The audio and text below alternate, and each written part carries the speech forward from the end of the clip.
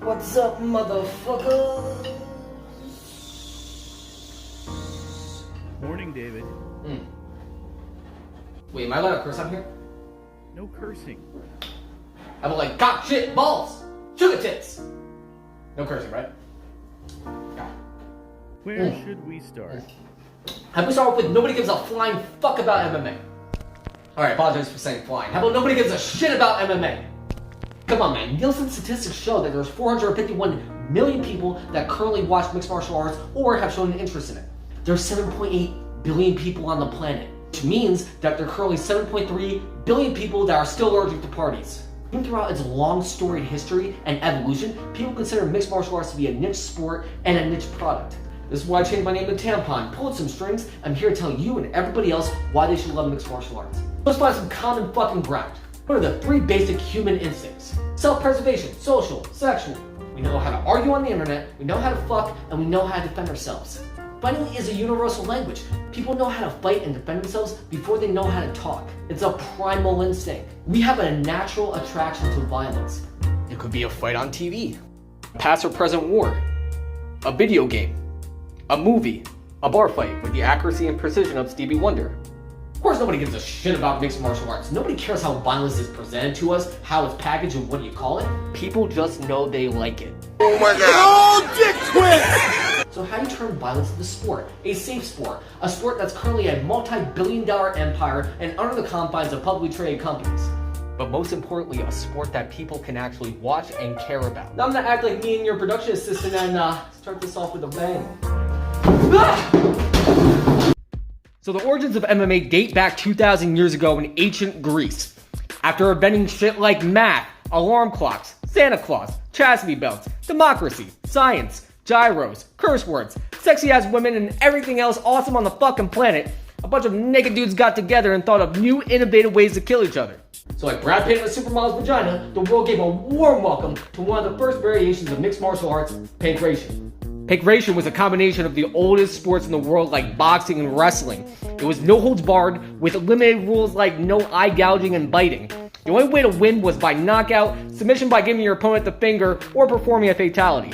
Greece went fucking bananas about this sport. People went crazy for it. People actually died during competition, and they still put in the Olympic Games in 658 BC. Meanwhile, in ancient China, the world saw their own variation of mixed martial arts. That makes MMA and coronavirus the only two things that were manufactured in China that work as advertised and lasted longer than 20 minutes. Take that, China! Bang bang! He's heating up! It was called Lei Tai, no holds barred competition with or without weapons. The only way to win was by surrender, death, killing your opponent, or throwing your opponent off the stage. And if you lived through the last 10 years, you know all about knocking powerful people off their pedestal for sport.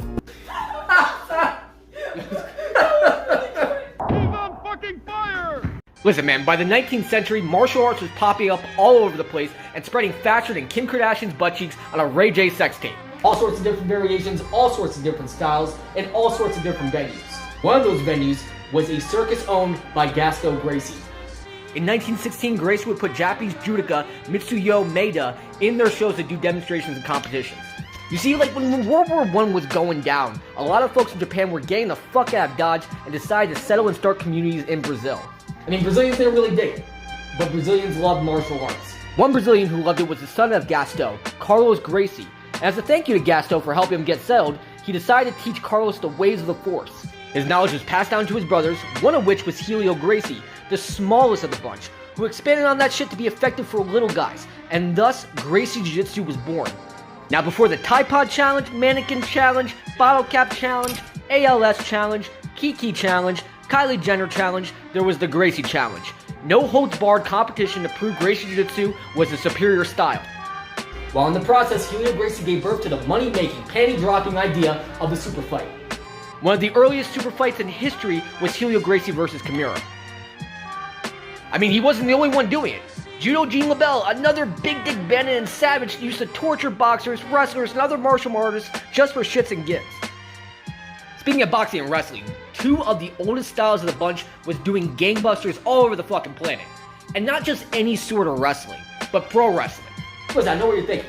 Why are you gonna talk about that fake shit, that pro wrestling stuff on an MMA program? Well, hold on to your suspension of disbelief, my friend, because it's about to take a fucking beating! The early carnival days would feature catch wrestling and real wrestling. They would call the competitors hookers. But promoters thought, why risk our biggest stars losing when we can stage the competition? Hence, the modern day concept of pro wrestling was born. One of pro wrestling's biggest stars was Gorgeous George. A flamboyant, shit-talking bad guy who would spray perfume and tell the crowd to go fuck themselves on a routine basis. People would pay top dollar to watch Gorgeous George either win or get his ass kicked. Guess who was heavily influenced by Gorgeous George and pro wrestling? Call me young king now, go and watch me conquer. Shout out to my exes, check out all my concerts. They say I'm a bad man, call me Aaron Rodgers. Can't stop yet, gotta do it for my family now. When the booth, gotta dream about the Grammy sound. 1150 where the hell my boy Danny now. It's a minute how the days trying to slam me down. Gotta get up, never ever make sure that I'll give up. Man, I'll tell 'em. And we've been working hard, so if you hating hard, it's a loss, you can fall back. Yeah, I swear I remember some. The top is where I'm going when I'm there, I'm wanting all that. Yeah, and I just want it all, and I just want it all, and I just want all that. Yeah, and I just want it all, and I just want it all, and I just want all that. Muhammad fucking Ali, the greatest of all time, credited Gorgeous George for his pro wrestling-like persona and introducing trash talking to combat sports. Ali even dabbled in pro wrestling during the course of his career, running afoul with a very popular pro wrestler from Japan, Antonio Inoki. In 1976, Muhammad Ali would fight Antonio Inoki in a super fight under modified rules, and despite being just as entertaining as watching flies fuck, paint dry, and Geely on fucking DVD, it was the first MMA-like fight that was financially successful and gained worldwide attention. Ali also took more shots to the leg than Nancy Kerrigan, 107 fucking kicks. Anyway, around this time, martial arts started making some serious headway in Hollywood, featuring some of the baddest mofos on the planet in movies and in television shows, such as Bruce Lee, who introduced MMA to the big screen in Enter the Dragon. But this was also the 70s, so people were probably too stoned to notice. Chuck Norris, the leading cause of death since the plague. And Jackie Chan, y'all look alike! By the 1980s, man, martial art movies and television shows were all the rage of mainstream pop culture. Video games as well. Don't even think I forgot about you nerds. Even our old friends the GRACIE started dabbling in Hollywood, with Rory and GRACIE working as an actor, technical advisor on Lethal Weapon 1, and fight choreographer on Lethal Weapon 3. He helped his family open up the first GRACIE Jiu-Jitsu school in the United States, released a documentary, and was looking for new ways to introduce America to GRACIE Jiu-Jitsu. Meanwhile, a bunch of corporate executives circling around the fucking Mortal Kombat arcade machine were looking for new concepts and ideas to put on television to feed America's hunger for violence. Bro, seriously, with boxing's biggest star Mike Tyson in jail and no longer giving heavyweights more shots to the face than Paris Hilton, and pro wrestling's biggest promotion, the WWF, facing a major fucking steroid scandal, there was definitely a huge void to fill in the violence department in the United States. In 1993, a very good year to be O.J. Simpson, those same executives would team up with Rory and GRACIE to bring the old GRACIE challenge to the mainstream. UFC 1 would take place November 12, 1993 in Today, Junior! Nichols Arena in fabulous Denver, Colorado. No holds barred, in a cage, barely any rules, barely fucking legal, style versus style to determine the superior martial art. You had guys like Ken Shamrock, what a goddamn savage. The boxer, fuck wearing 2 gloves. The sumo guy, holy shit's the dude from Forgetting Sarah Marshall. The savate guy, who kicked the sumo guy's teeth in the front row. And the kickboxer, who had the sweetest 90s mullet in the game. And whoever the GRACIE brothers were going to pick to win the tournament. Come on, man, there were no collegiate or Olympic wrestlers, no other jiu-jitsu guys in the tournament, no judokas, no submission wrestlers, besides Ken Shamrock. UFC 1 was a big fucking infomercial for GRACIE Jiu-Jitsu. GRACIEs would end up picking Hoist Gracie, the smallest and most unassuming of the bunch, and he would cut through the competition like a hot knife through fucking butter to win the entire tournament.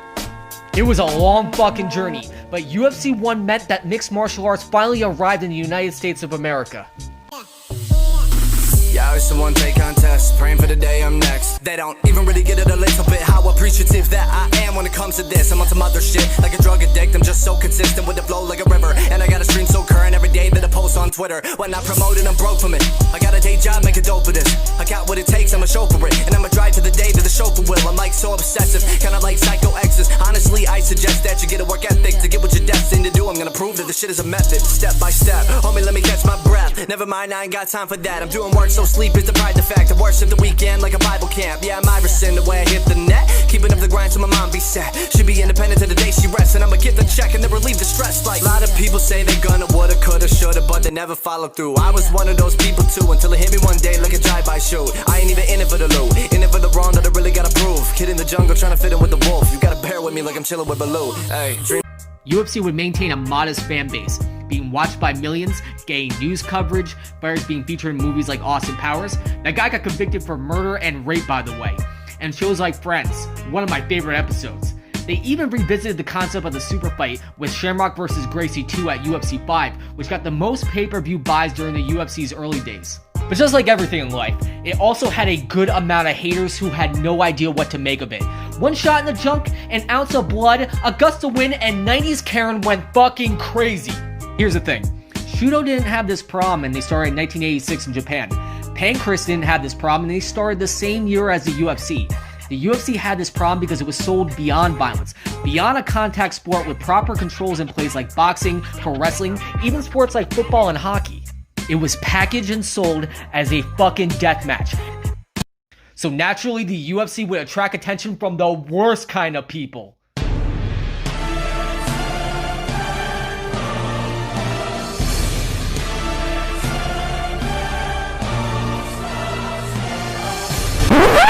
No, dipshit, that's the next episode.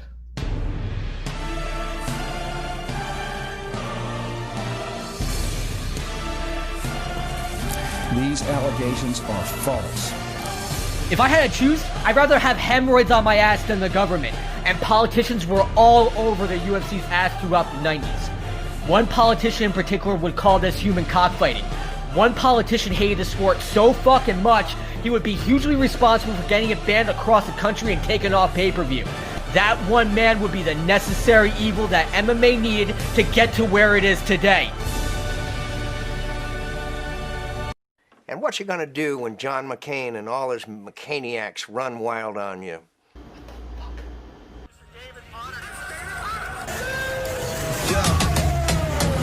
They all got something to say. Better get out of my way. We do it all in a day. Tell them that we're not the same. Feel like a million this. Watching my back for that deviousness. I see him watching my moves all the time. So this here is like really a million hits. Go for the takedown. Levels to this not the same now. Taking them out, better stay down. Been giving them balls like a playground. Oh yeah. And you're gonna know my name. Make them all go insane. Smile at you haters, just stack up this paper. Cause me and them not the same. I got a monster inside of me. I got a monster inside. Don't wanna see all that side of me. Really, there's nowhere to hide. I've been an animal. I see the fear in your eyes. Move like a cannibal. Yeah, I'm ready to rise.